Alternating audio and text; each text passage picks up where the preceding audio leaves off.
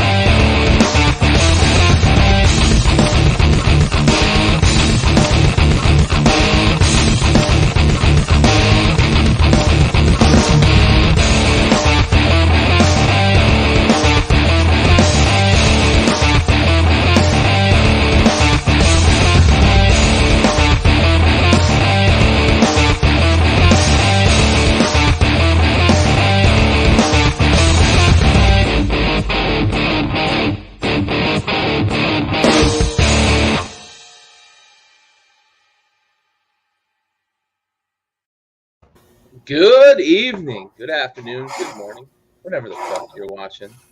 This is the RosinBaggers podcast brought to you by Backyard Sports. Ty, how you doing, buddy? I see the big Doing STL. the big STL, the big weekend series victory over the rival Chicago Cubs always puts a smile on my face. Now, to explain to our listeners and explain to our viewers a little bit about the scenario, I'm sure most of you were anticipating tuning into tonight's podcast and expecting to see Babyface. We still got a little fuzz up there. We had a gentleman's agreement. And normally I'm a man of my word. Normally it would have been the first thing that would have came off on Sunday night after the Cards went 3-2 with the Chicago Cubs. But Stove says, you know what?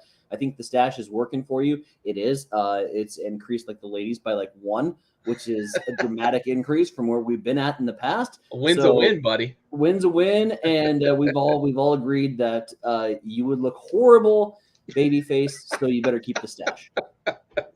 Hey, that stash is doing things, man. It's doing things.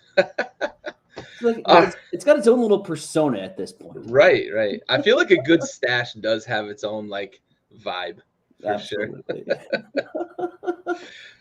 Speaking of, I've talked several times about my dad can pull a mustache off. I certainly cannot. I did not inherit that gene from him.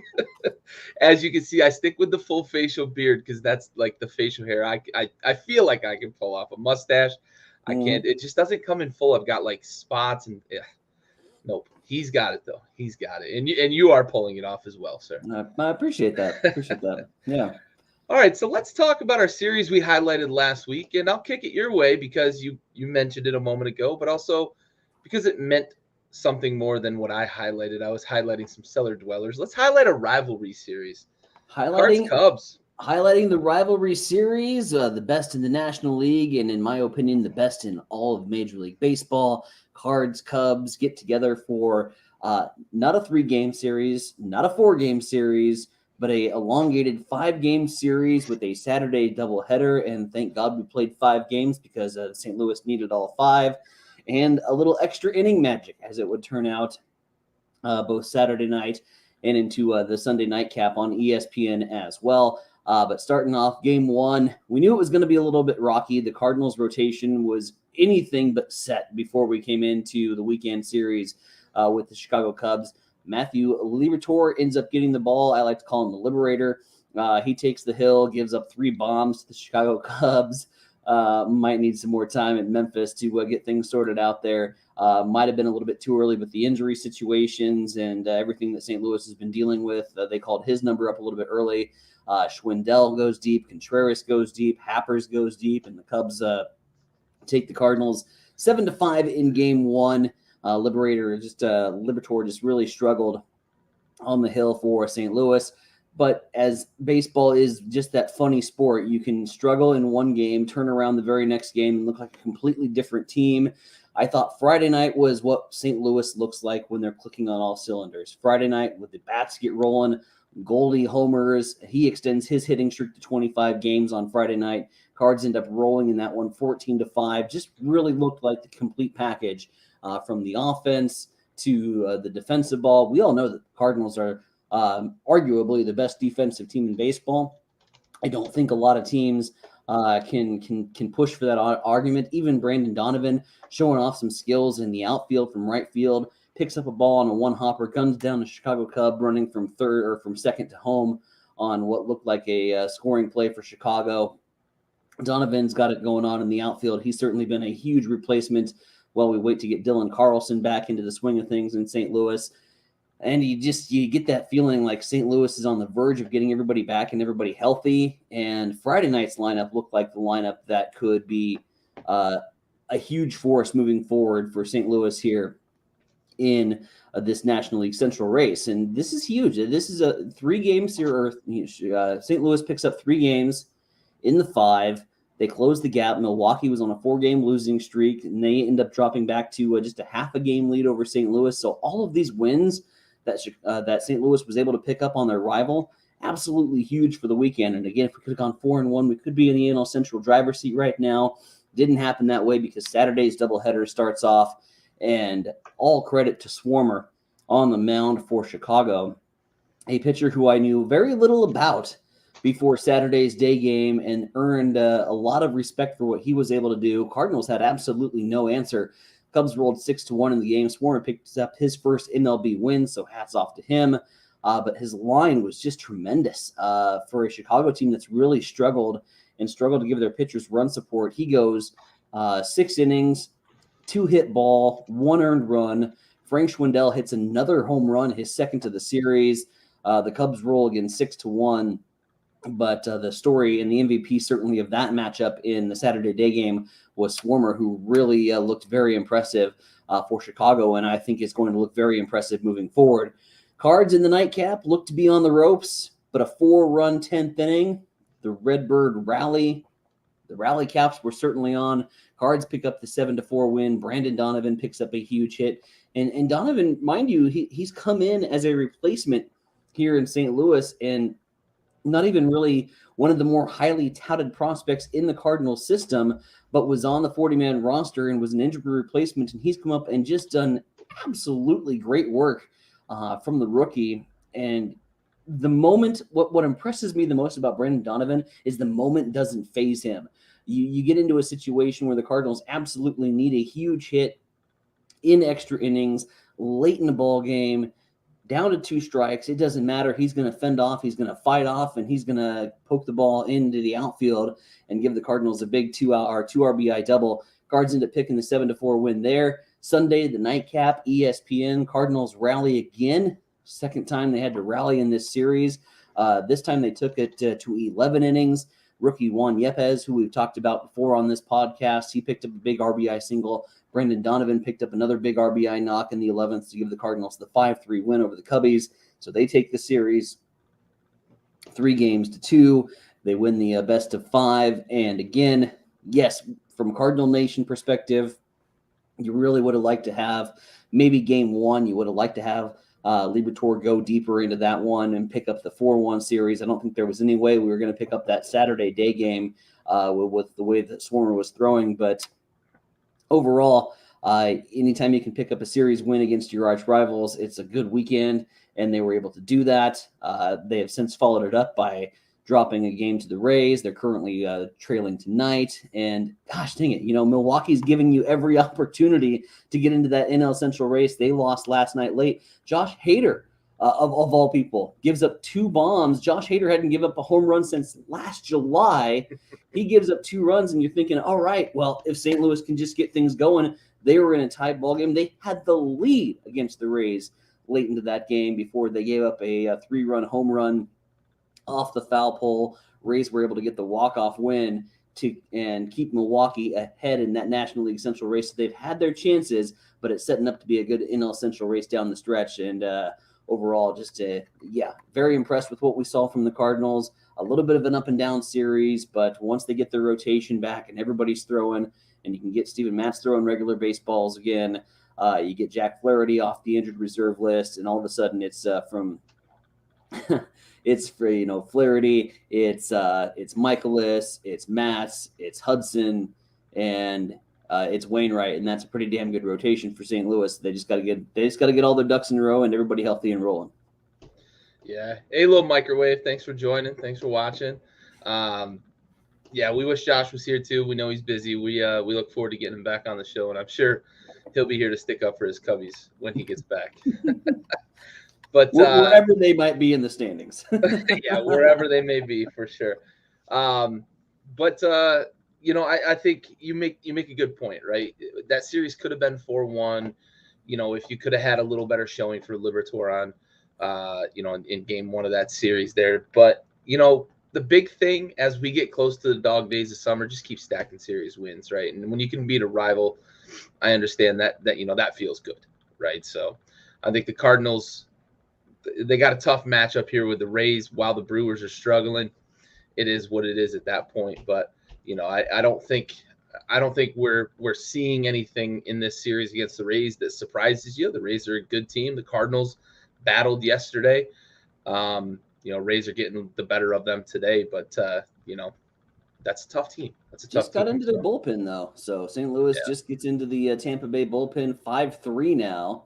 And Yepes has got a 2-1 count. So we got Goldie on third. I'll be watching that. But you had a cellar dweller of a series. Yeah, let's get into that. I did. Reds Nats. So this was a series I kind of wanted to see where the Nats were because they've been really bad this year. I wanted to highlight, this is two teams that one team probably has hope for a rebuild and the other team doesn't know how to feel, right? The Reds their ownership sucks.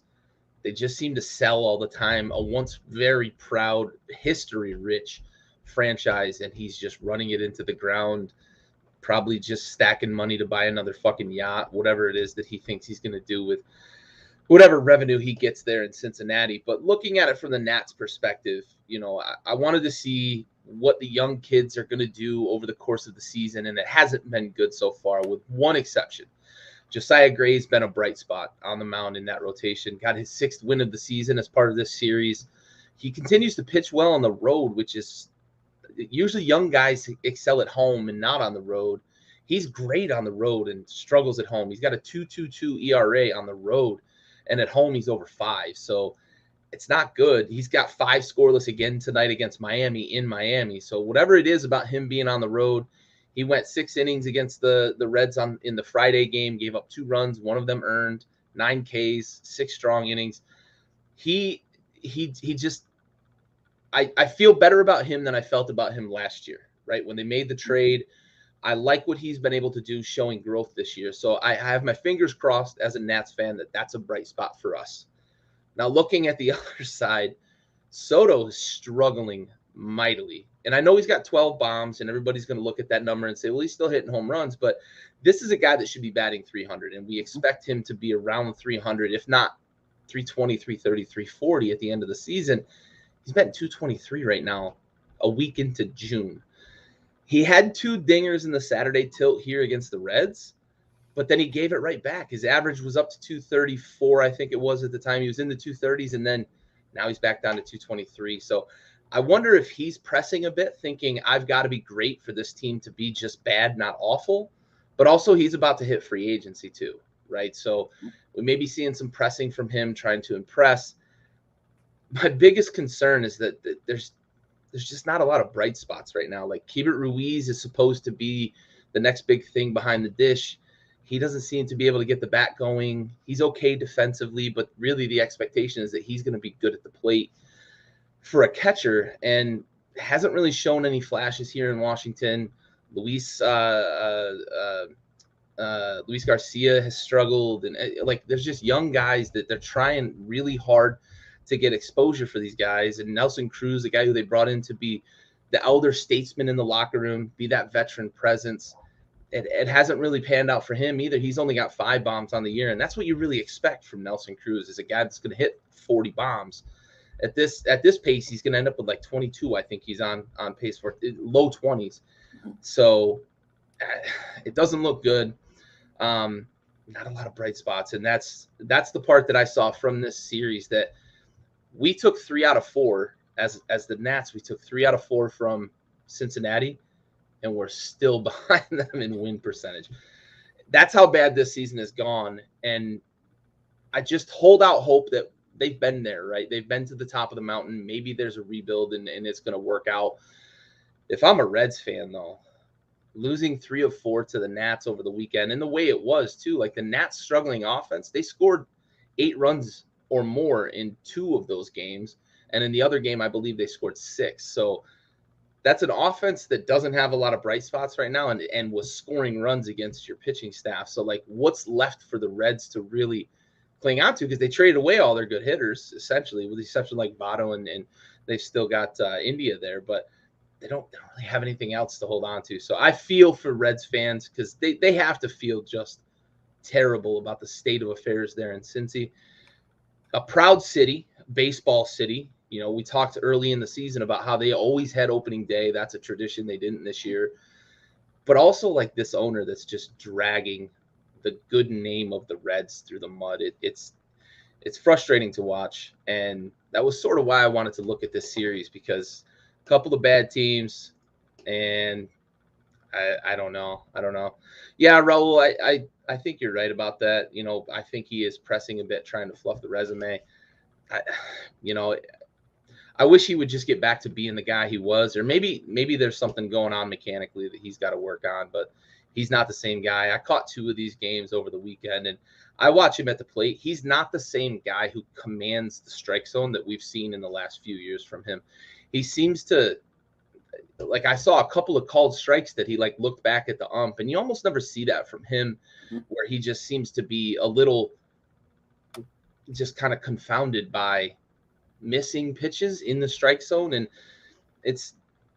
something's going on there that he's got to get over the hump, and he's got to get back to being that guy, or else it's going to be a long season with really just Josiah Gray to watch. And I think you made a lot of points about Soto, and I think, you know, the one that comes to my mind, and, you know, I've seen it when we had the dude on the team and the rest of the team sucked, and I was on a lot of teams that were very bad, where we had a couple of dudes and they really took it upon themselves and put it on their shoulders to be the guy. And when they did that, it actually worked against their favor. They struggled more at the plate. They struggled more on the hill because they were putting too much pressure on themselves. But I also look at that trade deadline coming up on July 16th, and that's one that for you, from the stakes of a Washington fan base, you got an opportunity to really continue and bolster that rebuild. I do think Soto is gone by July 23rd. I think that they're going to be able to get a good enough prospect package from several MLB suitors out there that are in need of a big stick, that do have some kids on the farm. That would certainly bolster that up. And I think you've got teams that are going to be willing to pay Soto for what he's worth to get him locked into a long-term deal. So I don't think that we'll see the full season. That's going to be a blockbuster, man. Oh, that's going to be a hefty farmhand haul. And like you said, right, you're working on a rebuild. Maybe that's the move. And maybe it's Nelson Cruz too, right? You bring him in, you hope he gets hot here, getting closer to July, getting into, near the trade deadline. Maybe he gets hot and you get a little something for him from a team that needs one more bat in the lineup, right? But you go back to his batting average, and that's one that I've just been scratching my head about because, we locked on in episode 2 of the podcast when we were doing our season previews and going over our MVP candidates and our batting champ. Everybody on batting champ had Soto in the conversation, and I think I didn't go with Soto because I didn't want to be like everybody else, because I knew that everybody else would be leaning in that direction, and he's certainly proven himself over the course of his career as a threatening 400 hitter, as a high 300s hitter. So to drop down into the 240s, maybe there is something mechanically. The power numbers are still there, but I think there's 2 things. One, I think we need to look from a mechanical standpoint and see if there's something he can't figure out here in the month of June. The weather's getting warmer. Balls are flying out of the stadium at a little bit more rapid rate than they were in the early part of the season. We'll see if we can't get something figured out. But 2, I think, if you're Juan Soto and you're the management team at the Washington Nationals, you just got to say, here's the scenario we're in and here's the situation we're in. And you got to stop taking it upon yourself to be the guy that delivers every single fucking night, because we need you to be the Juan Soto of the 330s. Your career needs you to be the Juan Soto that hit in the 330s, 340s, and not down here in the 200s. Yeah, for sure. And, oftentimes when guys that are this good, are struggling like this, I brought up the fact that he doesn't look quite comfortable at the plate. I think it might be some of that, and it could be mechanical, or it could simply be mental, or it could be a little bit of both, right? Because when things are wrong mechanically, baseball is a very fickle sport. We talk about it all the time. You bat 300, you fail 7 times out of 10. You're one of the best ever to do it, right? So it's a very fickle sport. But if things are off just a little bit mechanically at the plate, when you're facing guys throwing 95 to 100 miles an hour with filthy junk to throw off of a fastball like that, and you're facing so many more guys that are like that these days, things have to be intricately perfect. That can really get in your head too, and that may be leading to some of that, like what I see from him at the plate, where it just seems like he's off in terms of his command of the strike zone. That's been one thing with him that has been so much different from a lot of young players, is how much he's not wrong at the plate. He doesn't get fooled at the plate. He seems to get fooled a little more this year, and it could be a combination of mechanical, mental, and everything just feeding off of each other. And maybe he just needs a nice reset. Maybe it's a conversation, right? Maybe it is a conversation from Nats management to say, listen, I don't need you to bat 1,000 and hit 150 home runs. We're not going to win games even if you do that. We need you to be the Juan Soto you've been for, 1, your career, 2, our farm system, right? Because if you're not here in our future plans, for whether it's we're not willing to pay you, or you want to go feel out free agency, then we need you to be that guy so that everybody involved can maximize that return on investment. So I think that's a great point. Maybe it is something like that that can help him kind of level set and say, okay, I don't need to go out there and go 5 for 5 every night with 5 dingers. All right, real quick aside before we move to our preview, Raul asks about Joe Madden. We are going to talk about Joe Madden. We're also going to talk about Joe Girardi later. So we have thoughts, and we will discuss those 2 management moves a little later in the show. Did you have anything else on? I feel like I interrupted you there. No, I'm super excited about the potential for the Nationals rebuild. I think Soto is that first name that kind of comes to a lot of people's minds when it comes to potential deadline deals later on in the month of July. There's a few other names that are going to be floating around here in the next couple of weeks, but certainly Juan Soto's name surfaces. And from a rebuild perspective, I think you're going to get a prospect haul, an absolute haul of potential great players in the near future for Washington. So, ride the waves. It's going to be rocky here for a couple of years, but I think good things are in store. Yeah, for sure. I think if he moves, we're going to see a pretty big deal. You don't see guys you don't see MVP candidates move at the trade deadline very often. So this could be something that really breaks, quote unquote, the bank, right? The prospect bank. So, all right, so let's talk about series previews here. Stove wanted to highlight Rays Twins, looking at a couple of contenders here. Twins, I believe, are still in first place. Yep. The White Sox haven't run them down yet, last I knew. And the Rays are chasing the white-hot Yankees. The Jays have gotten themselves into that race. So a couple of contenders there. Should be a good series this coming weekend. Speaking of that AL Central, you want to look at my Texas Rangers, who are suddenly not dead. Suddenly, against the White Sox. Suddenly, Texas is in the conversation. Their last 10 is 4 of 6. But I watched Texas, and I don't believe that this Rangers record at 26-29 is in any way indicative of how actually talented this baseball team is. And here's why I picked it, because I think from a Chicago White Sox perspective, you look at going into this series, it's a home series, a weekend series. The ballpark is going to be absolutely packed. And you're going up against a Texas team, and you're thinking, okay, we can close ground on the AL Central race. We can cut that gap against Minnesota, and we can be in the thick of it by the start of next week.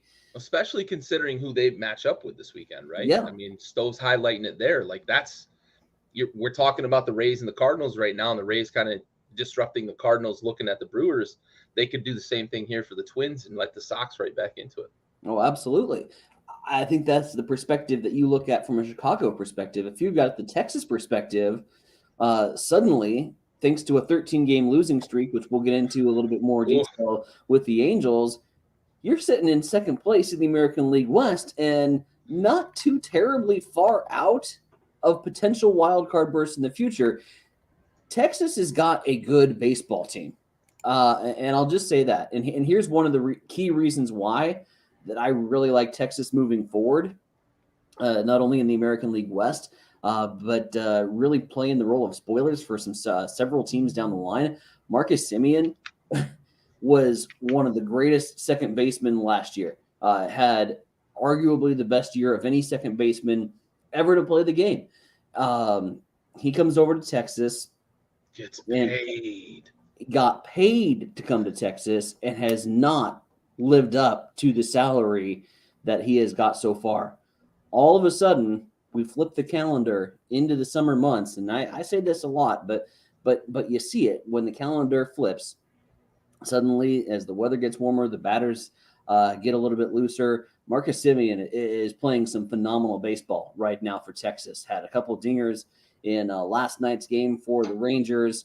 And he's got good help around him with Corey Seager and Adolis Garcia, who I think is one of the more underrated power pop hitters in the game. Cole Calhoun, Nathaniel Lowe, who bats down towards the bottom of the lineup. And you got some good prospects with Steele Walker playing baseball for Texas. So really, mechanically, they don't do a lot of things wrong. They found ways to lose baseball games in really extraordinary ways. But Texas is not – they're not a bad baseball team. And I know that I gave you so much shit for your Texas pick. I deserved it, though. Their first 6 weeks. Through the first third of the regular season, for the I would say the first at least 3 to 4 weeks, they looked absolutely horrible. And I had wrote them off. And I've seen them in a couple late games. I love my late night West Coast baseball, especially when they're playing teams like Seattle and Oakland, and those games are starting a little bit later. I'm typically up late watching those games, and I'm seeing some really good things from Texas. Again, record-wise, it hasn't established to that to above 500 baseball yet, but you're only 3 games back of 500. You got a really good opportunity to get yourself in the spotlight against a very good Chicago White Sox team. Here's the hiccup, though. We've got some great pitching matchups coming your way over the weekend. Friday night, not so much. It's Otto versus Martin. That should be a bullpen game for sure. Probably late on into the middle 4th inning, 5th inning or so. But love this weekend pitching matchup. Saturday and Sunday, you've got Martin Perez going up against Lucas Giolito, who Giolito really needs to start turning things around for Chicago. He was my AL Cy Young Award winner prediction, and that's not looking good. So Giolito needs to get things going on the hill for the Chicago White Sox in a big way. Then Sunday, you got Gray versus, I think, one of the better younger pitchers in the game right now, and Michael Kopech. So you got Kopech and Giolito for the White Sox, Perez and Gray for the Rangers. Should see some great baseball this weekend in this series. But again, it's a couple. I say a contender for the Chicago White Sox in a contending series where they can get back into the swing of things with Minnesota going up against Tampa. It certainly has that potential. But I'm telling you this right now. If you're on the betting sites and you like to take a look at lines and spreads, Texas is going to go in as the dog, likely in all 3 games. And I think you're going to be able to get your bang for your buck by taking the Rangers in at least 2 of these 3 games. I could see Texas taking 2 or 3 from the Chicago White Sox, despite Giolito and Kopech going up on Saturday and Sunday. I think this Texas team is like a little quiet volcano just waiting to erupt. I really see it. And I see where you were at when you made that prediction way back yonder back in episode 2. I knew we needed pitching, the royal we, right, in Texas. But I like that you highlighted Semien. Also, I know during my preview, I highlighted the strength up the middle, right? Good baseball teams are always strong up the middle. They've got Seager, they've got, Simeon. And I thought that they had done enough on the mound to improve, maybe not be great, but I thought that offense would carry the day if they got mediocre pitching. And lately, they've been getting a little better pitching. They still need some guys to step up, especially those offseason acquisitions. They just have not gotten the return on those investments yet. If they can get that, I think this offense has enough that they could really, like you said, they could play spoiler or even push for maybe a wild card spot, possibly. I know the AL is going to be a little competitive there in the wild card with the AL East, but there's opportunity, there's spots to be had, because the AL Central, nobody's going to run away, and there's not going to be a 2-team race that runs out and steals a wild card by default. AL West is the same way, right? We thought it was going to be a 2-horse race until this 13-game skid for the Angels that we're going to talk about more later. So if I'm the Rangers right now, I look at it and say, there's a wild card spot to be had. Why not us, right? So let's get this figured out. Let's get some pitching. Let's get these guys to bear down a bit, but let's start to lean on this offense too, because if Simeon gets hot, Seager's a guy who can get scorching hot, and they've got a deep lineup. They've got a long lineup there in Texas. Maybe not the big boppers, murderers row like a Yankees, but they've got a deep lineup there. Yeah, I agree. I think that if they can take 2 of 3 this weekend, they probably start feeling good about themselves, and then maybe that could propel them into maybe a midsummer kind of, winning streak here potentially to get in the hunt. Record-wise, it's wide open. I mean, and I say that knowing that there is some heavy hitters in the American League. But Boston, despite a 6-game winning streak, is only 2 games over 500. The White Sox, despite being second in the American League Central, are 1 game under 500. We talked about the losing streak from the Angels. The Seattle Mariners, despite the mass amount of young talent that roster has, despite the sexiness that team came on at the end of last year with and started the season with, Seattle has really yet to put it together. This just in, Robbie Ray looks like a completely different image of where he was at 1 year ago. Somebody put a bolo out for that guy. I don't know where he's at. Have no idea. Wow. So when you take a look at it, Texas is still at 3 games under 500 in the thick of it. If they can start to string some wins together, and it could start this weekend with a big weekend series with Chicago, I'm just saying it's going to be fun to watch. And I want to keep a little bit closer eye on Texas. My only complaint about the series, I do have one. I wish it was at Globe Life Field because that park is absolutely gorgeous. But no, we go to Chicago on the south side. On the south side. All right. So the series I want to highlight here is Atlanta versus Pittsburgh. And I'm highlighting this more so for Atlanta, but I'm going to talk a little bit about Pittsburgh here right off the bat, right? Because, God damn it, we're still waiting for O'Neal Cruz. And what's most frustrating about this, I'm going to run down some names here of guys that are on the Pirates roster today. And O'Neal Cruz isn't, right? So Jack Suwinski and Cal Mitchell are playing every day for the Pittsburgh Pirates right now. Those two weren't even on the 40-man roster to start the season. Jack Swaggerty got called up, despite O'Neal Cruz being the hottest hitter in the minor leagues, not named Nolan Gorman, who's now no longer in the minor leagues. Diego Castillo and Tucupita Marcano are in the bigs, and O'Neal Cruz isn't. I don't know what's going on there in Pittsburgh, what they're trying to pull with O'Neal Cruz, whether it really is just this weird team control thing, or I don't know. I thought we sort of fixed that with the new CBA, but Pittsburgh seems to be pulling some shit here with O'Neal. Just get him in the bigs, damn it. He's so exciting to watch. Hell of a hitter. I want to see that dude hit moonshots on the biggest of stages, not watch him get frustrated because he's facing shit pitching in the minor leagues. Get him in the big leagues. Well, and how much of that is a reverse effect when you are keeping him and he's getting frustrated with the fact that he's there, and then all of a sudden he's in his head and complacency can set in. 100%. And when you get complacent at any point in your career, the amount of work that you need to do to get yourself back on a regular track, and you look at Nolan Gorman. He had a horrible spring. he had thought essentially that he was going to make the roster, and had really said in complacency was a factor, and he had to get sent down to the minors and get his shit figured out. So you get into that where it's just this ho hum going up against minor league pitching again.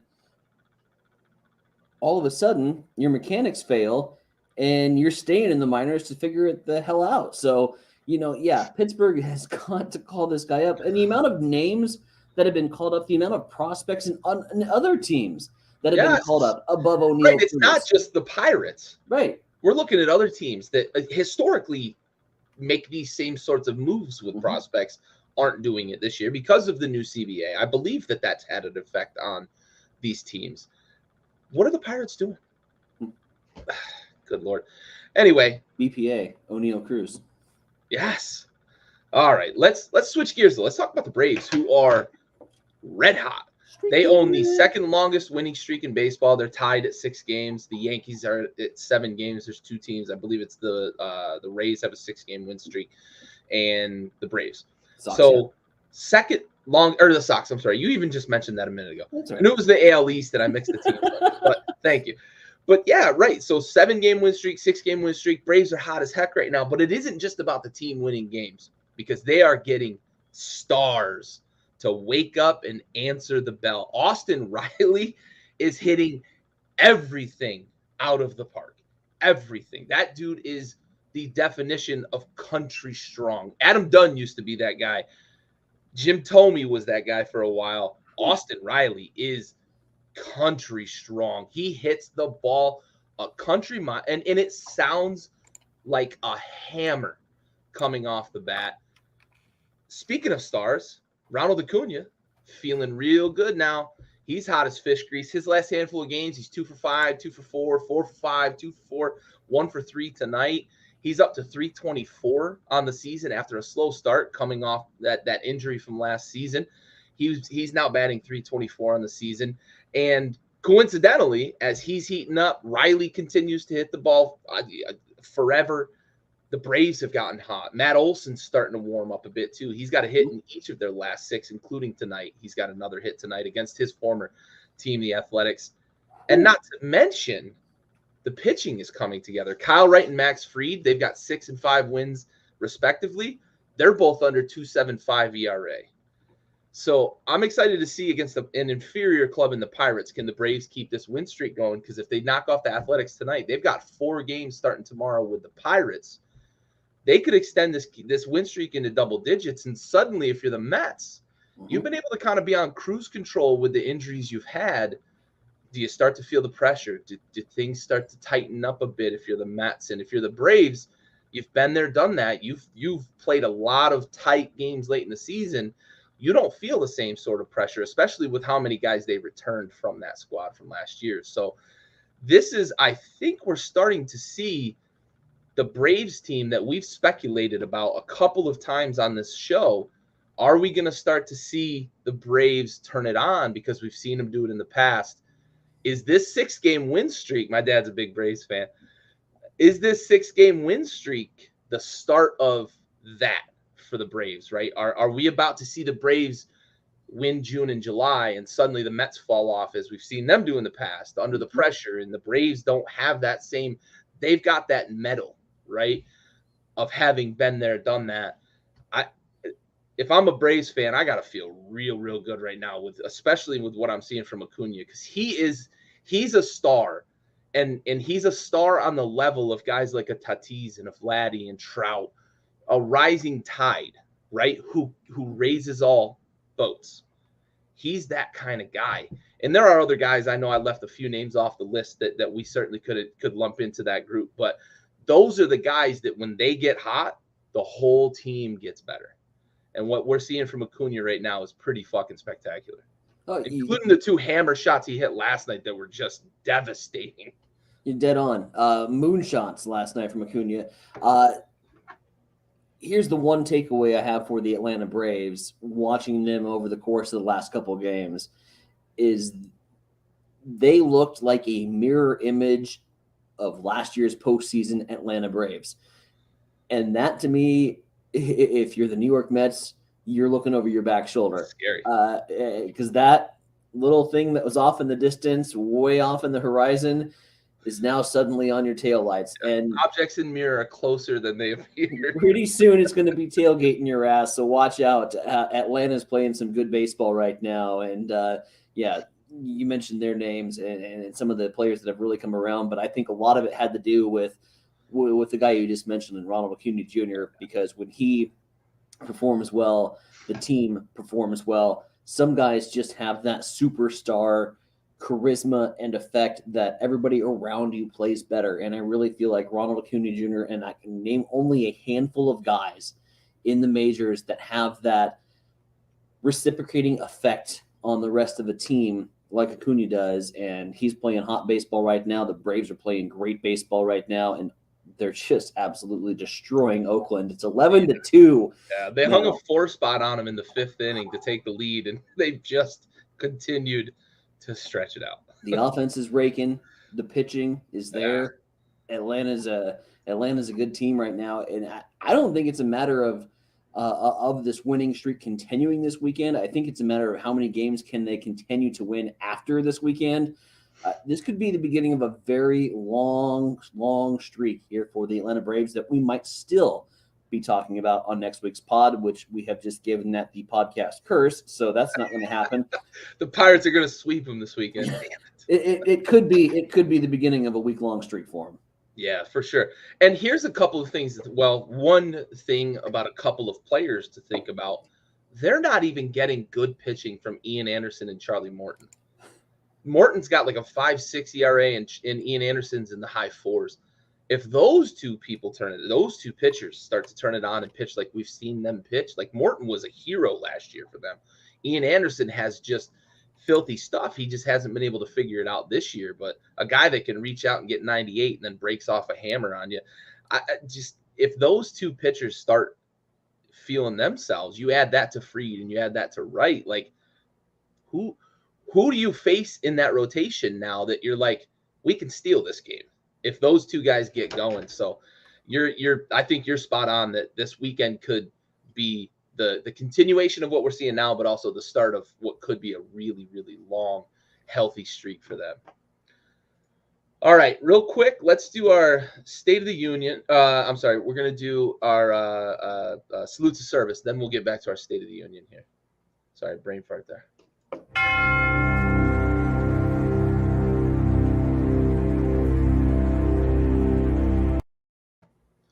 All right, tonight's episode goes to Air Force Lieutenant Colonel Paul K. Voss. He died January 27th, 2020, serving during Operation Freedom Sentinel. Voss was 46 at the time of his death. His E-11A aircraft crashed in Ghazni province, Afghanistan. Captain Ryan Phaneuf was also killed in the crash. Voss was assigned to Air Combat Command Headquarters at Joint Base Langley Eustis in the state of Virginia. His decorations include the Meritorious Service Medal, the Aerial Achievement Medal, the Air Force Commendation Medal, and the Air Force Achievement Medal.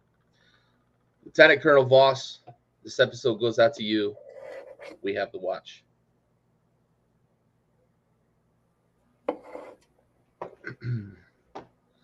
All right, let's stay in a similar vein there. USA, let's go State of the Union.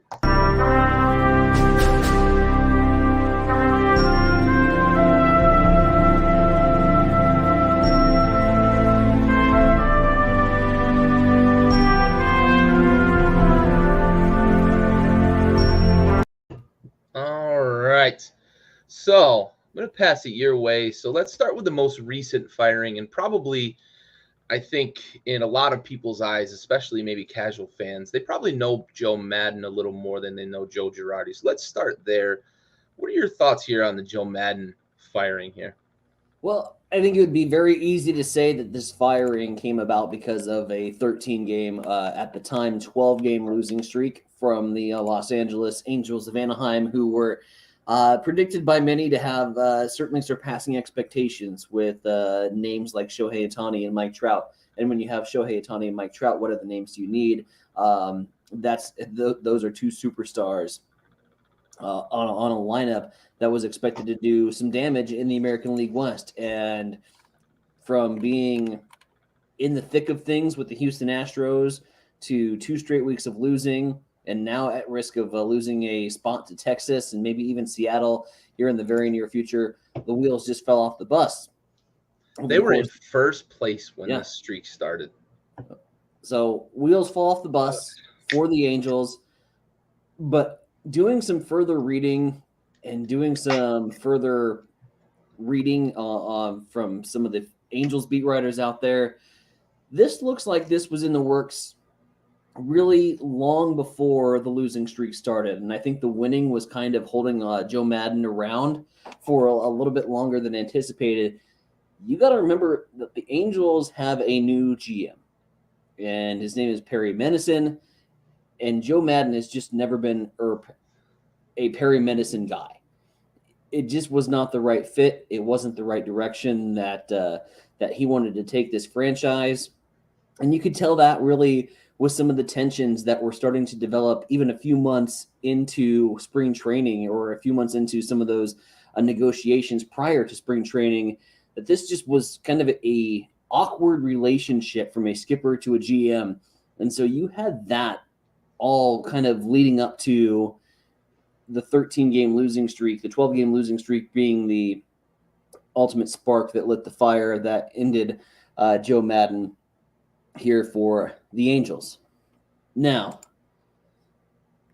as we say that, and as we do a State of the Union for Joe Maddon, I truly believe his career is over in terms of management. He's up there in age. So we begin to take a look at his accomplishments and what that could mean for a future spot, potentially, in Cooperstown. And I'm going to give you a thumbs up on Joe Maddon in Cooperstown, and we're going to start at the very beginning when the Rays were still the Devil Rays and Maddon took over in 2006. The Rays were the embarrassment of baseball. Through their first 8 seasons, 70 wins was a miracle for them. And Maddon weathered through those storms.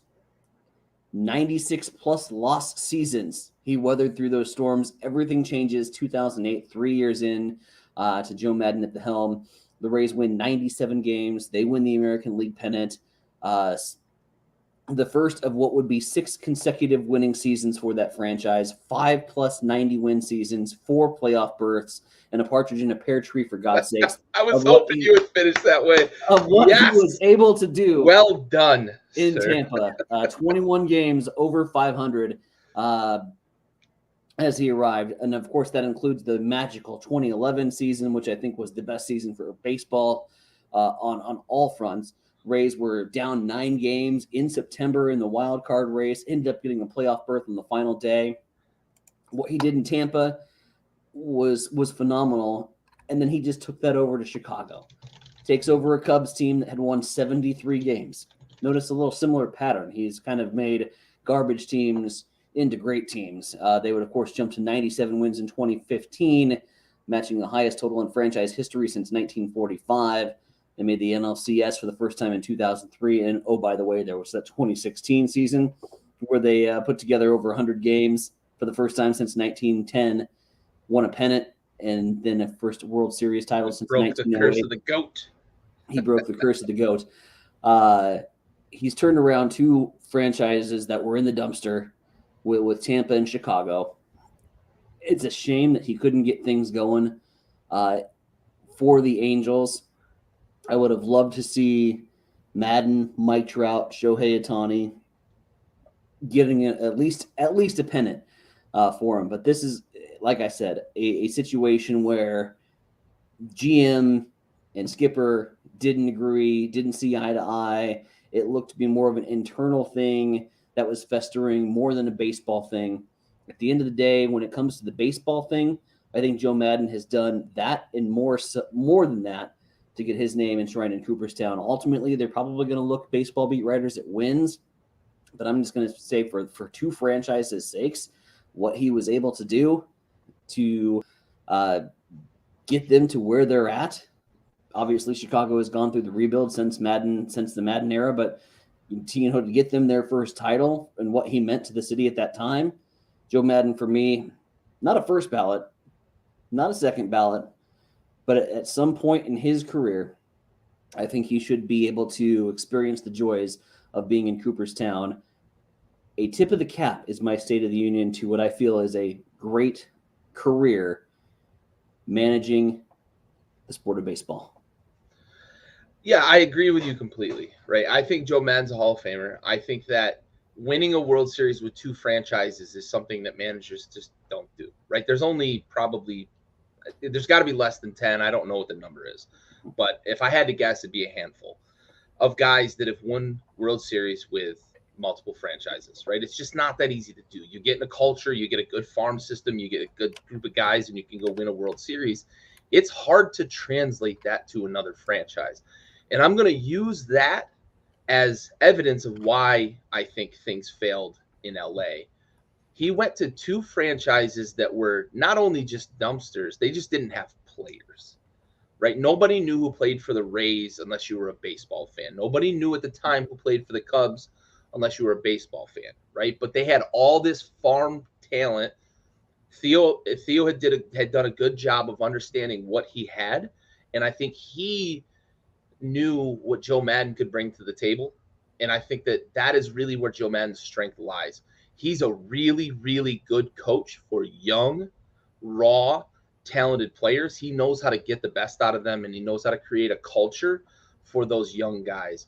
I think the difference here in LA is that there's a pretty established pecking order and locker room there when he came in already.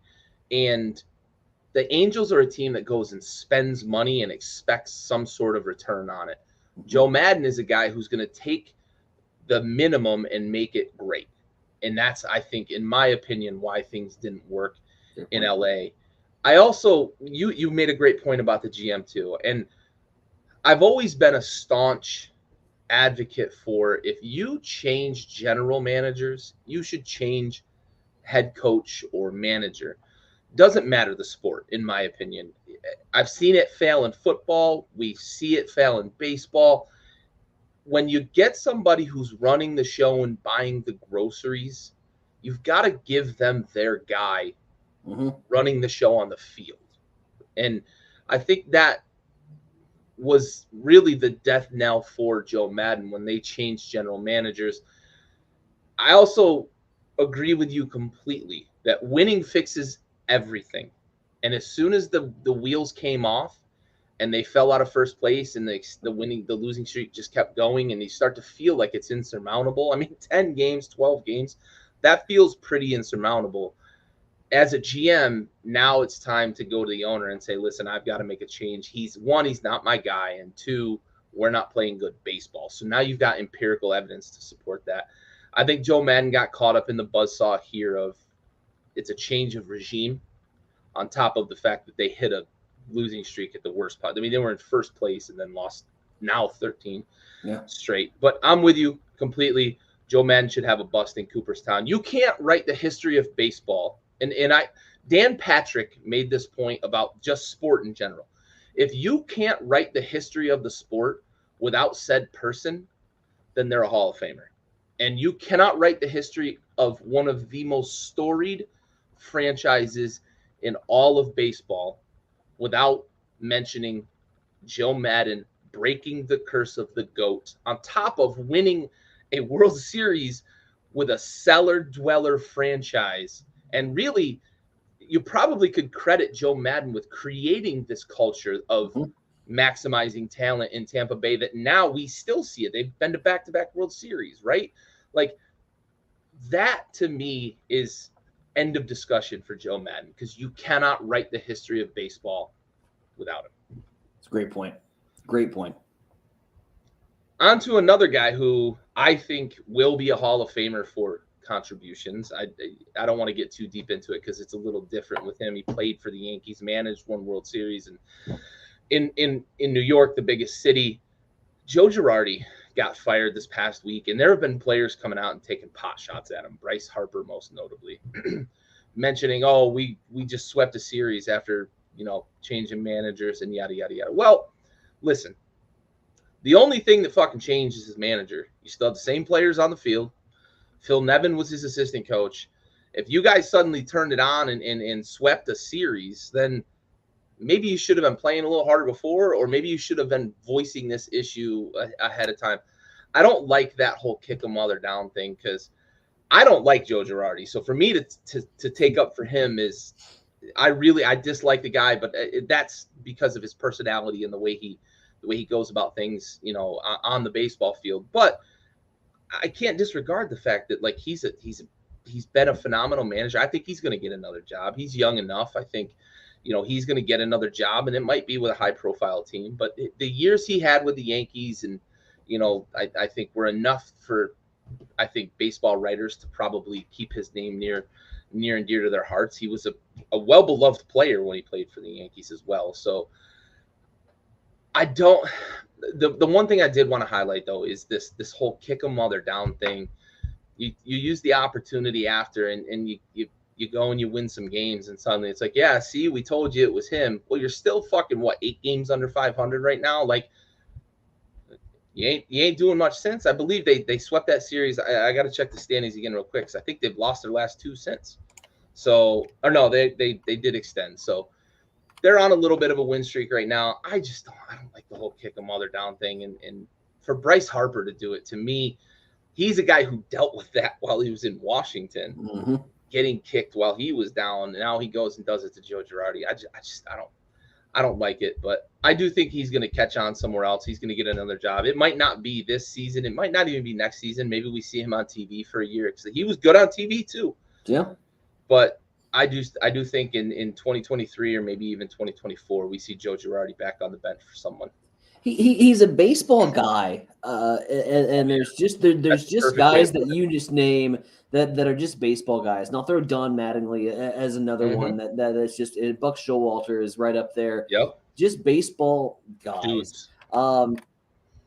He has seemed to fallen into roles where he has been in the spotlight, or teams that are certainly having higher expectations of themselves. Philly certainly had high expectations in the National League East to be, at this point, 3 games under 500. Writing was kind of on the wall, and I'm with you on the whole accountability thing. Take some accountability on your damn self before you start pointing the finger. You got to point the thumb. That's the whole Bo Pelini, Nebraska thing. I see him fitting very well into a squad with little to no expectations, whose expectations might be, let's finish 500 in a year. And Arizona would come to mind. Other good fits. God, who knows what Kansas City's going to do? I think Mike Matheny's certainly on the hot seat. He would have young talent to work with. I could see Kansas City being a very good fit for Joe Girardi. But I just see him, when he's in the spotlight, when the pressure's on, he's had negative effects, or his team have had negative effects, and there seems to be a little bit of a riff within these teams that have those expectations, and that you don't know what's going on behind the scenes. You don't know what's happening in the locker room. You don't know the expectations that he's putting on the players. I could see him fitting very well into a situation where that pressure's off, and he can just be a baseball guy, and he can just be Joe Girardi and not have to worry about the expectations and everything that surrounds themselves. So, yeah, I'd be very curious to see. I'm with you. Joe's not done by any stretch. He'll fit well into a really kind of any scenario. I think with teams that are in the rebuild process, it would just be very curious to see he lands. I don't think it's going to be this year. I could see it being an off-season deal before the beginning of next season. But Joe will land up on his feet, and in the meantime, I'd love to see ESPN or Apple TV or Peacock or whoever one of these other stations. Get him back on TV, man. We'll talk about them guys in just a second, but would love to see him get back on as an analyst, because I love listening to what baseball guys have to say. And he brought very good points as an analyst. So, yeah, for sure. And I think I missed mentioning the point when you were talking about Joe Madden too and his Hall of Fame bid. I think that baseball writers, more so than other leagues, take into account that baseball culture that guys bring. Like, are you good with the media? I think both Joes have been good with the media. They've been, on TV. Even Madden did some time on TV, and I thought he was pretty decent. Maybe he goes into TV after this whole stint with the Angels too. But I think baseball writers take those things into consideration. So I don't think that it's a lost point to say that like he's a baseball guy, because it matters in the conversation. We didn't put this on fair or foul, but I'll just ask you anyways. This is off the spur of the head. Did Joe Girardi's firing surprise you more than Joe Madden? Ooh, I think so. I think so, because you mentioned the offseason drama. We didn't really see that with Girardi. He's had dust-ups, but I think I've always been able to kind of chalk that up to like he's a fiery guy, right? And he's had personalities on his teams, especially Bryce Harper in Philly, like big, boisterous, caustic personalities. So I think I was more surprised by the Joe Girardi, in addition to the 12-game losing streak and the offseason drama for Joe Madden. I think it did catch me a little more off guard. I had less expectations for Philly than maybe most people. I look at that roster and like that pitching staff's not great. I liked some of the moves they made in the offseason to lengthen that lineup, but like I didn't think that this was a year that the Phillies were going to be especially a World Series contender, but even an NL contender. I just didn't see that from them. I thought they may contend for a wild card, and maybe if the Braves or Mets weren't running away, that the Phillies would be able to be within earshot at the end of the season. I thought the Angels, with the talent they've assembled and the money they spend, I thought the expectations were going to be higher for Joe Madden, real or fake.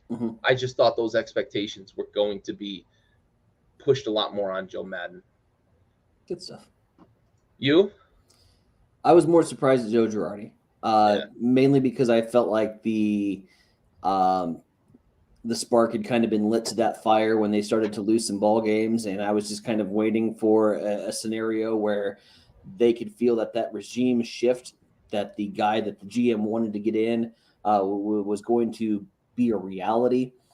And once those losses started to pile up, you could start to see the writing on the wall for Joe. So I was definitely more surprised with Joe Girardi, the firing there. I will say I'm surprised on both at how early in the season it was.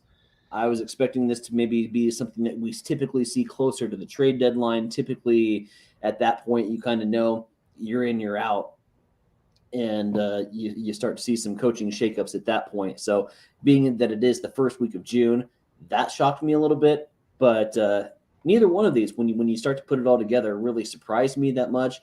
I think that Joe Girardi maybe a little bit more, just because I kept having this idea that he was going to turn it around, that these personalities were going to get it together, and that Philly was going to be able to play some winning baseball at some point. Just never really developed. So, yeah, no, I agree. I think the timing is certainly surprising for both.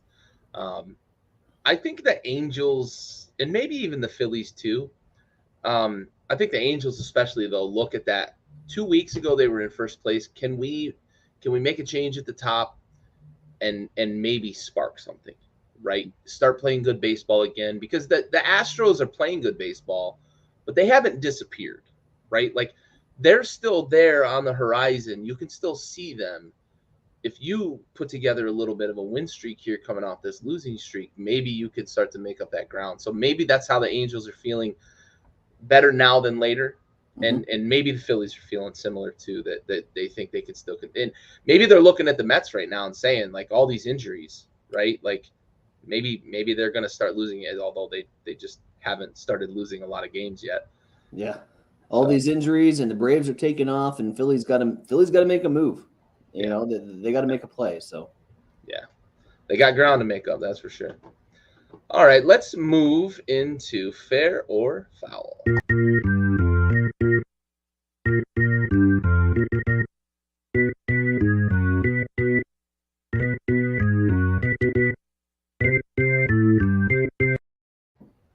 All right. Our first fair or foul topic is, after a record outbreak of offense during the regionals, which, if you have not been watching, have been absolutely fucking electric. The college game is more exciting than the majors.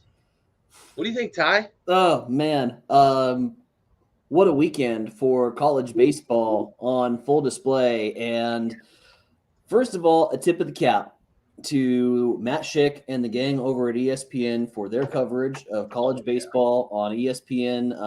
I have the Hulu package, so I was able to get ESPN Squeeze Play, which is essentially the NFL red zone of college baseball. And they're going around from game to game. They had quad boxes going on where they're saying upper left, go right, go bottom left. Excitement for 8 hours of just straight college baseball. Everything about this weekend, the numbers that were put up, the comebacks that were able to happen. We had comebacks of 13 plus runs this weekend, where it's just unheard of.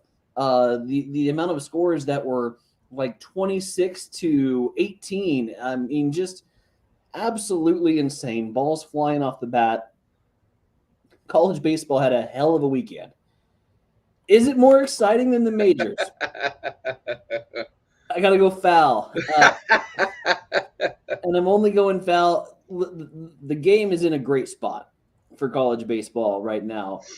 Certainly it had the fan engagement, but here's where it's foul, because it's just, for me, it's 3 weeks out of the year that you get a massive coverage of the sport, particularly the college level. 3 weeks out of the year where they go around the clock and they're doing their bonus coverage and they've got games going left and right. You get that every night from MLB Tonight on the Major League Baseball Network, where they've got live look-ins and you're going around the park and you're getting nonstop coverage. The other thing is for me, a lot of my excitement comes up when you've got a scenario where it's Justin Verlander versus Shohei Ohtani, and it's these big names, established names, big league ball players doing their thing. The names excite me, the matchups excite me, the fact that they are on a more elite level. That said, college baseball did their damnedest to put some of the finest athletic defensive plays that I have seen in a long time on display. Home run robberies, full out stretches, dives. But it's all on the line at this point in college baseball. And you're playing to extend your season. So you're seeing these guys just absolutely go all out and flying all over. During the regular season, however, you just don't get the coverage. It's harder to find games. You got to really hunt or potentially even listen on the radio to college baseball. We were talking during the late stages of the lockout, right? MLB Network was covering college games, and that was cool because we actually got some regular season college baseball. Yeah. Otherwise, like, you get the SEC networks and the Big Ten network and the Big 12 and et cetera, those networks, but like, you get a few games here and there. Its exposure is pitiful.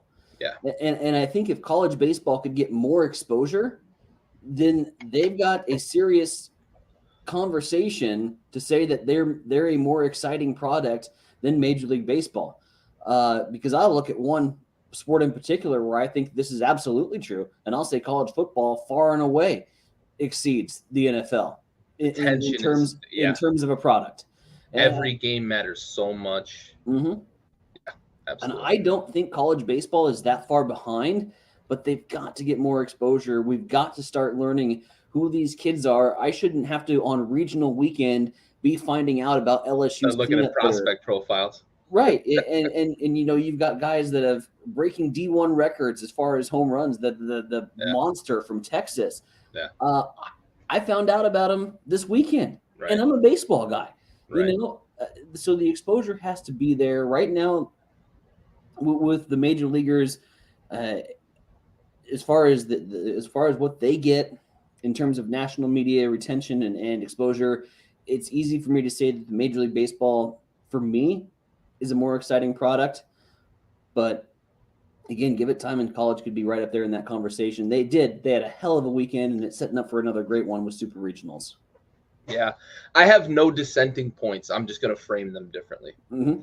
If you give me this morsel of start of regionals to end of Omaha, that's more exciting than regular season Major League Baseball. It's not more exciting than playoff baseball because, again, playoffs are just different. But if you give me this morsel of regionals to the finals in Omaha, it is more exciting than regular season baseball. So in this time frame of late May to late June, when the College World Series is being played, it's fucking awesome. And I'm going to watch it and I'm going to pay attention to it. And I'm probably going to pay attention to a higher percentage of that than Major League Baseball for this small time frame. But you're absolutely 100% correct that I don't think from February to mid-May, like, I don't think you could tell people that there's college baseball on and they would sit down and watch it. Because I don't normally, right? I love watching it when I can catch a game kind of in passing, but I just don't catch them that often. And that's, I think, what detracts from it. The other thing a little bit is you mentioned the names. I'm going to mention the pace. And it's, I think those go hand in hand because the names are based off of how electric players are in the major leagues. So those matchups that bring the juice bring heavy juice. Whereas with college, when you get to game 3 of a super regional, you're struggling with your third, fourth pitcher, and the game gets a little sloppy and the hitters get a little crazy. And that's when you get that offensive excitement, but it's not the same sort of excitement as you get with Major League Baseball. So I'm with you on this. It's foul, but let's get some more exposure for college baseball, and people might get a lot more excited about it. Absolutely. All right. Fair or foul? This is a good topic. This is a really good one. I love that you proposed this one. The Yankees have replaced the Dodgers as this year's favorite to win the World Series. Has any team ever, I guess, in kind of the public eye, been quietly as good as the fucking New York Yankees are right now because of what the Dodgers are in the public eye?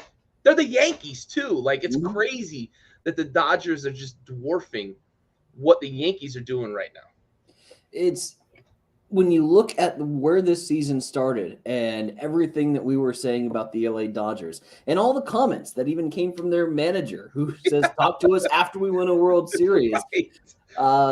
It was easy to paint them. And quite frankly, you would have been foolish not to paint the Dodgers as the favorite to win this year's World Series. I'm with you. In terms of the New York market, the New York fucking Yankees are under the radar. How the fuck is that possible? And have won 40 games, have put together a 7-game winning streak, longest in baseball. Their pitching has been absolutely electric. It's been lights out. That was the big question mark going in. We knew the offense was going to be good. Everybody was, well, Aaron Judge has to go on the 60-day DL at some point, right? No, he hasn't, and he's hitting homers. They might hit 60 bombs this year. He very well could. Stanton, Rizzo, along with that. If I'm going to the sports book right now and I'm putting money on a World Series champion, I absolutely say fair. The Yankees have replaced, in my opinion, the Dodgers as the favorite to win the World Series.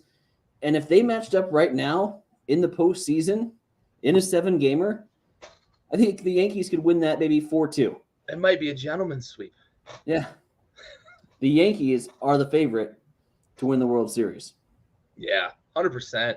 I mean, you look at what they're doing with the bats. Has a 200 hitter ever been more clutch than Anthony Rizzo? He only gets hits when they matter. Like, he only gets hits when it gives his team the lead. It's fucking insane watching him when he's batting in clutch situations. He comes through and then he just goes like 0 for the rest of his fucking day. It's crazy. Judge is just hitting the leather off the ball. Stanton, of course, right? He's the big name when you talk about exit velocity and those sorts of things. But 22 bombs from Judge right now, and you look at it, you're looking at the possibility of if he gets hot if he keeps this streak going for a little longer, man, he's going to be potentially threatening 60 home runs here. So, this is nuts what the Yankees are doing, and I can't even put into words how much it pains me, because I might be the biggest Yankee hater that lives.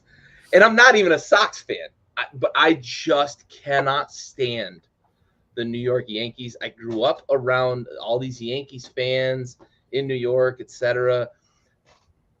I cannot stand the New York Yankees, but I have to give it up. This is fair right now, and I'm with you that if they played a 7-game series starting tomorrow, I probably take the Yankees to win in 6 or less. Yep. Honestly, 6 or they less. are just that hot right now, for sure. And I would not be surprised if they swept 4 from the Dodgers, or 1-4-1 with the old gentleman sweep there. It is unreal what the Yankees are doing right now. They just can't lose ball games. All right, let's finish up here with fair or foul. Baseball on multiple streaming platforms. You mentioned Apple TV. Sunday mornings are on Peacock. Is helping to grow the game. What do you think, bud? Well, a lot of people are calling this one foul. A lot of people are pissed off that they have to do something other than MLB TV to get their baseball games. Right now, to catch a Cardinals game, you got the MLB TV. I'm catching most. But then they played a Sunday morning game on Peacock. We played 2 games on Apple TV already on Friday. We played 3 on ESPN, which will black out, of course, MLB TV. So we're flipping back over to the Hulu. So between that, we've got the MLB TV package, the Peacock package, the Apple TV package, and then the regular Hulu Live package just to watch 162 baseball games if I was to watch every single Cardinals game. That said, I know from a fan standpoint, you're going to be frustrated as hell with what I'm going to say. But I've caught coverage on Apple TV. And I love what Apple TV has done with their coverage of the game, because they've not only just done 2 games on Friday nights, they've expanded their coverage into other areas. They have the MLB Big Inning, which is an MLB TV feature that they would feature nightly on Apple TV. Apple TV runs extremely smooth, by the way, as opposed to Peacock, which I'm still having very big struggles with at the moment. So Peacock, figure out your fucking app, because I absolutely hate it. It's garbage. It's helping grow the game in terms of getting fans exposure that wouldn't normally have exposure to that, to the Major League Baseball platform. Like I said, Apple TV, it's just literally painted all over their streaming platform. Peacock's trying to do it with their Sunday morning baseball game. It's where the money is right now in terms of those streaming platforms. And MLB is going to follow the money, but you have fans that otherwise probably wouldn't watch that are normally picking up just whatever is on their streaming platform. Like, hey, let's check out this baseball thing. And they're featuring great matchups. I do think it's helping grow the game in terms of getting some of those casual fans at least exposed to it. And that's part of it. Just dipping the toes in the water is part of helping grow that game. I know it sucks, and it sucks for me as a hardcore fan that just wants to focus on one team and one team only. But I do think this is fair in terms of it's helping grow the game. Do I like it? No. Is it helping grow the game? Yes, it's fair. Yeah, we're on the same page again here, 3 for 3. I think it's helping grow the game for a couple of reasons. One, the same people that would complain about, oh, they're making me get multiple platforms, they're going to talk about how the game is dying, how Major League Baseball isn't doing anything to get the game in front of other fans. Well, this is getting the game in front of other fans. You mentioned the casual fan. You mentioned the people that are on one streaming service versus another. You also mentioned how good Apple TV does with coverage. And I will relate this to another sport as well, who has captured the idea of streaming, who has captured the idea of multiple platforms and turned themselves into a 10, 11, 12 billion dollar corporation. And that's the NFL. And Amazon, their coverage of NFL was fucking phenomenal, and they're getting more games this year. And you're talking about Apple TV getting some football, and you're talking about Monday night being on ESPN and Sunday night being on NBC, and then during the day you've got Fox and ABC who have coverage for games. It is just on all these different platforms, and Peacock's in the mix too, because they carry the live streams on NBC. So they get football, they get football, and then all these other platforms that have, their streaming service in addition to their cable service and Fox and all that. The NFL has done this, and when we talked about the game at Hinchcliffe, and we talked about the Field of Dreams game, how Major League Baseball is making these efforts to stick with heritage and to grow the game and bring back the roots of the game. These are the things that are going to come along with this too, is taking the game of baseball and making it relatable to a new generation of people. Get the game of baseball on these historical fields, get the game of baseball with these really nostalgic pieces added to the puzzle, and put it on these streaming platforms so that everybody can enjoy baseball in some form or fashion. Now, the hardcore Cardinals fan, right? If you want to watch 162 games, you're going to get frustrated, right? Your pocketbook is going to get frustrated because you got to pay subscription after subscription. But for the casual baseball fan, they're not trying to watch 162 Orioles games. They're not trying to watch 162 Red Sox games.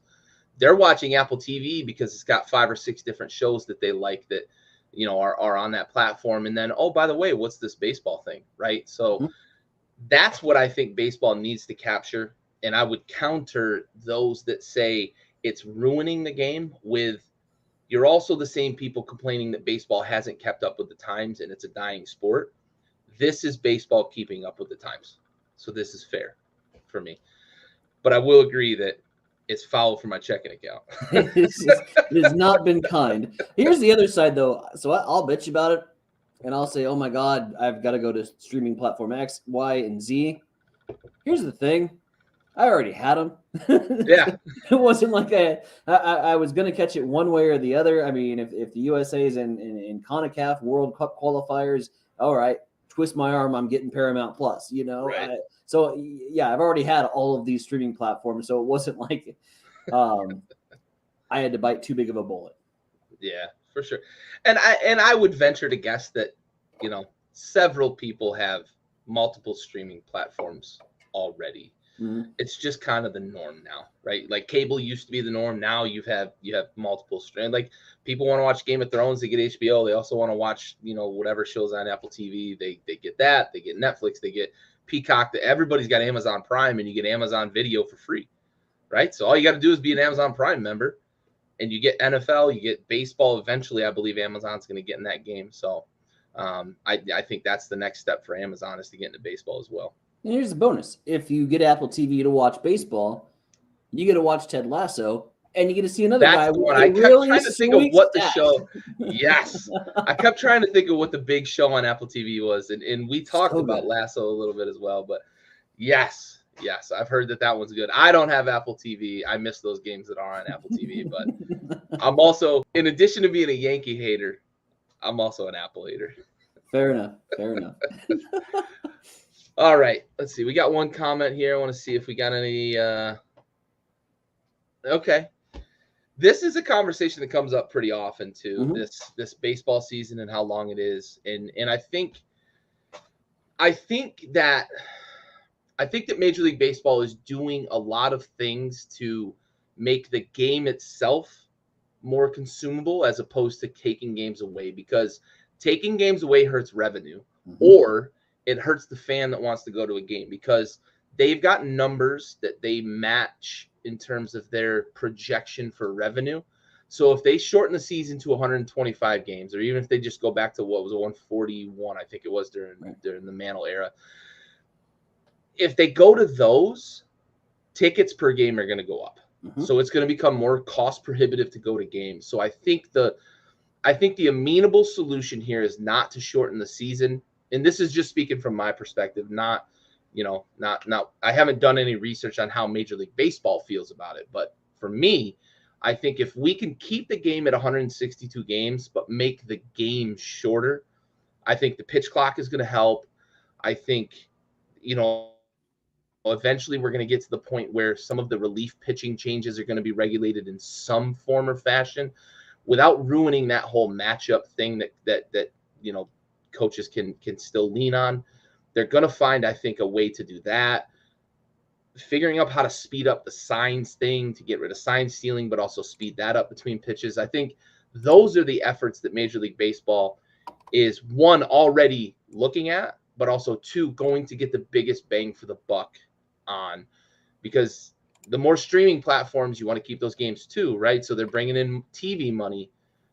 I just think that eliminating games from the season is going to be a challenge, where if they can figure out how to make every single game more consumable to the average consumer, I think that's going to be the solution for Major League Baseball. What do you think?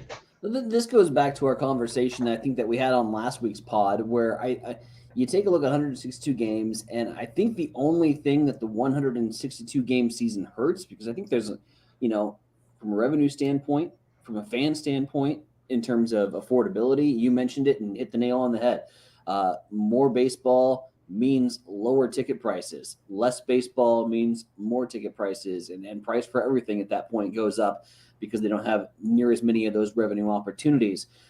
Your $6 hot dog's now a $10 hot dog, right? Right. $12 beer is now a $15 beer. So right, you don't pay that. The biggest thing that 162 hurts is what we talked about last week, where we have 9 teams with less than a 1% chance to make the postseason. And as that drags on, the number of teams that fall into that less than 1% chance to make the postseason only starts to build and starts to grow. And so from a fan base perspective, especially for teams that are in rebuilding, like a Washington, it does create a very long summer of watching bad baseball or watching rebuilding baseball, which is essentially the same thing. It's still tough to watch. Ask Royals fans, even though they're in a rebuild, even though all the signs are pointing in the right direction, it's still been tough to watch 8-0 ball games.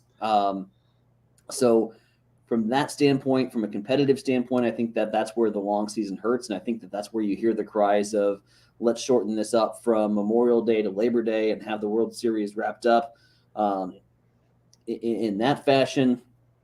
But I go back to what we alluded to at the State of the Union, and that was the 2011 season, which was the most magical. Beer and chicken Red Sox. The most magical season in Major League Baseball, in my personal opinion, which would ultimately be won by the St. Louis Cardinals.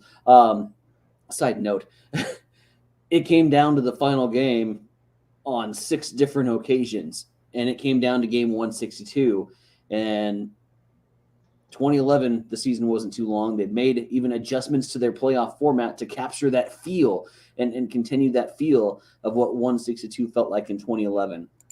I don't think it's too long. I think the only thing it hurts, if we can figure out a way to make it more competitive across the board for all 30 teams, then I don't think you would have anybody saying that 162 is too long. But the fans that you hear a lot of that out of are the fans that are in those fan bases that have to go through miserable summers. Yeah, for sure. And, I think another point, you mentioned 2011, right? But like 2021, we would have had a different World Series champion if that season ended on Labor Day, right? Yeah. And, my dad asked the question, and he's a Braves fan, right? Like the Braves they're not the Braves of 2021 if the season's over on Labor Day, because they needed that last 3 weeks of the season to really propel themselves.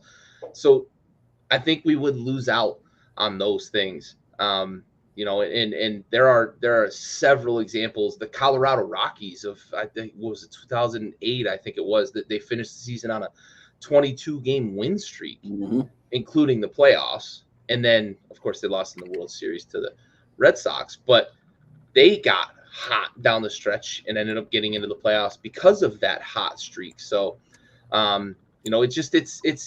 it's one of those things that it's 6 of one, half a dozen of the other when you talk about length versus excitement of the game. And that's where I think that baseball needs to focus. Major League Baseball needs to focus on making the game more consumable, because that's what keeps people engaged. That's what keeps people watching. That's what keeps people coming back. And that's what makes people forget that the season is 162 games long. How do we make 30 teams more competitive? I'm with you 100% on that. Valid point. You call up O'Neill fucking Cruz. Yes, God damn it, call him up. Get him into fucking Major League Baseball. All right, that brings us close to our conclusion here. Let's open the floor for closing thoughts. What do you got for me, Ty? All right. Well, as previously mentioned on the college baseball excitement, we are on the heels of what was the most explosive offensive regional tournament since that format was created. It has the most runs of any year in the history of college baseball. So on the heels of that, we move into Friday, Saturday, Sunday, and we have got super regional competition. And I am so excited to be joining my third bandwagon of the college baseball season because we started with the Huskers, awful. Nebraska baseball just had a horrible year. Then I move on to my second team, which is LSU.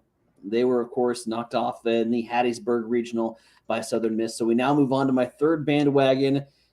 So get ready. If you're an Ole Miss Rebels fan, I'm hopping on your bandwagon, and I've had horrible, terrible luck, especially against Southern Mississippi. We're going right back to it. You know why I chose Ole Miss? I chose Ole Miss because their jerseys, their powder blue jerseys, look identical to the 1985 birds on the bat for the St. Louis Cardinals. They look so pretty. So go Rebels this weekend as they get set to take on Southern Mississippi Saturday, Sunday, and Monday. It'll be on ESPNU and ESPN2. Both matches start at 4 o'clock. And again, the coverage is just phenomenal here from ESPN. So hats off to what they've done for college baseball and to really capture this excitement. So Ole Miss going up against Southern Mississippi. Also have a little soft spot in my heart for the Hogs. Arkansas with Dave Van Horn, Nebraska ties. They're going up against North Carolina.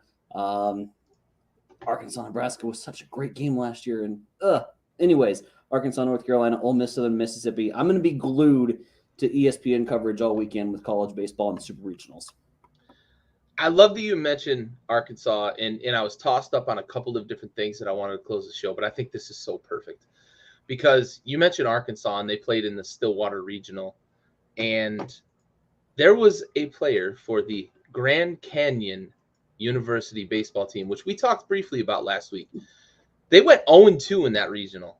However, Taylor Aguilar was named to the all-tournament team for the Stillwater Regional. He went 6 for 8 over the weekend with 5 ribbies and 3 dingers. Dude was raking over the weekend. That's why we tune into these regionals, because you see guys that you wouldn't normally see. Who watches Grand Canyon baseball? Maybe the people that live close to the university. But we got to see a player who's likely to be playing eventually in the bigs. Dude's a fucking stud. But he went 6 for 8 with 3 big flies over the weekend. Team went 0-2, but he was named to the all-tournament team there in the Stillwater Regional. Good on you, Taylor Aguilar. That brings us to the conclusion of our show. We are out.